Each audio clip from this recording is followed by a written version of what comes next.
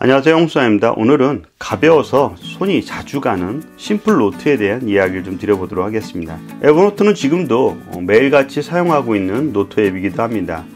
어떻게 보면 저의 저장소의 역할이라고 볼까요? 많은 어떤 자료들을 수집하는 저장소의 역할이고, 지금도 매일같이 자료를 수집하고 웹상에 있는 자료라든가 아니면 종이 문서라든가 프로젝트의 자료들을 지금도 매일같이 에버노트에 저장을 하고 있습니다. 그럼 오늘 소개하려고 하는 심플노트는 그거와 뭐가 다른가? 심플노트는 좀 다른 개념입니다.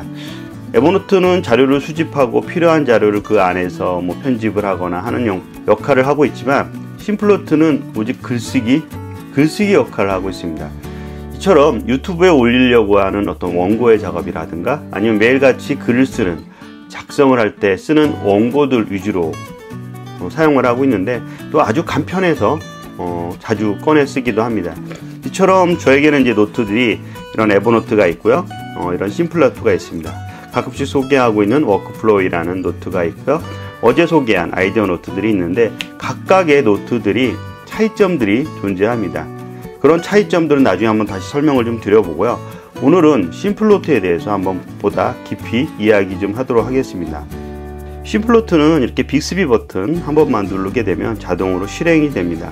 하단에 보면 플러스가 있습니다. 플러스를 누르게 되면 새로운 노트를 작성할 수 있어요.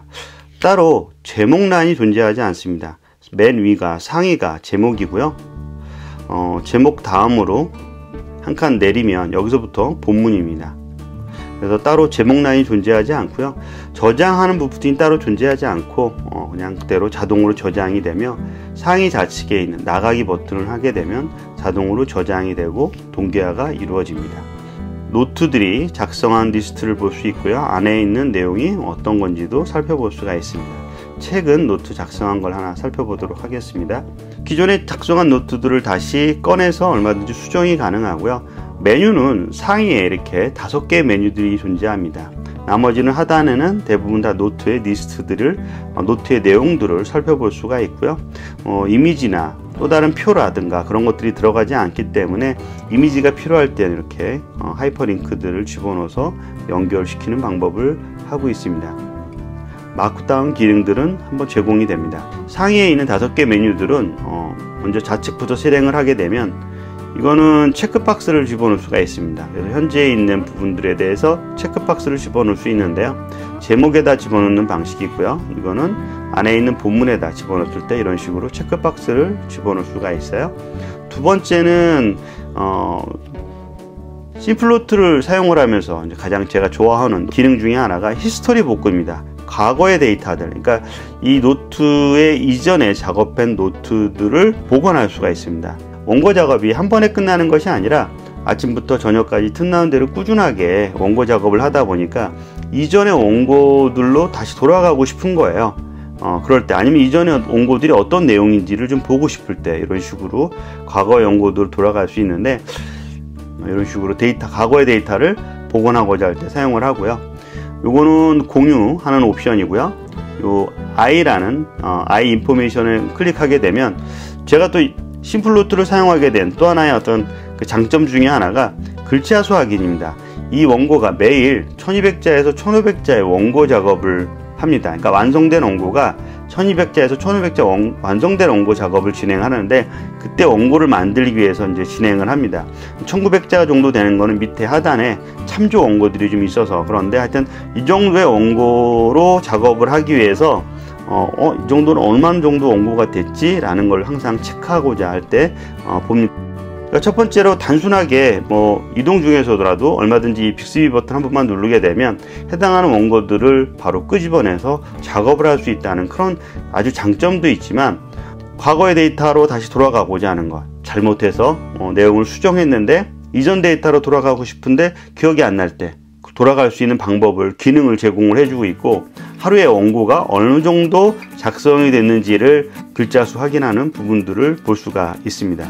좌측에 있는 메뉴들을 좀 보면 여기서 볼 수 있는 게 모든 노트를 볼 수 있고, 휴지통에 어떤 게 들어가 있는지를 볼 수 있고요, 아니면 태그, 해당하는 문서를 작성할 때 보면 태그들을 넣을 거 아니에요. 그래서 여기는 따로 카테고리가 존재하지 않다 보니까 이렇게 카테고리 영역을 만들어 줄 수 있는 게 태그입니다. 그래서 뭐 특정한 1인 창업이라고 하면 1인 창업에 대한 내용들을 볼 수가 있어서 하단에 보면 이런 식으로 하단에 보면 태그를 집어넣을 수가 있는데, 이런 태그가 카테고리 영역을 대체할 수가 있습니다. 그래서 이런 게 전부고요.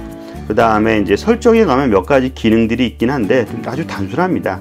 뭐 메모 요약, 상위에 있는 메모에 대한 정보들을 리스트, 그러니까 제목 외에 요약 정보들이 나오느냐, 그 다음에 태그, 그 다음에 테마, 어두운 걸로 쓸 거냐, 밝음으로 쓸 거냐 라는 어떤 부분들, 글꼴, 뭐 그런 핀 잠금, 뭐 그런 부분들이 있냐 없냐 한 것처럼 아주 단순한 기능들의 설정 메뉴들을 만들어 놓고요. 설정 한 번만 하게 되면 그 다음에는 주로 여기서 작업을 하게 됩니다. 그래서 기본적으로 이제 메모를 작성하고, 작성한 걸 닫고 다시 꺼내 쓰고, 카테고리라는 영역, 아까 태그 영역들을 통해서 주제별로 내용들을 묶어두는 역할 정도가 심플노트에서 작업하는 전부입니다. 그래서 기능은 최소화되어 있고, 저 같은 경우는 매일같이 글을 쓰는데 글을 쓰는 원고들의 주제별로만 묶어야 되는 거고, 그리고 원고의 내용들이 얼마나 되는지만 파악해야 되는 거고, 글자수 확인으로 원고 중간중간에 보면 지워졌거나 문제가 발생하는 것들은 과거의 히스토리로 다시 돌아갈 수 있는 방법에 그 정도면 저한테는 충분한 거기 때문에,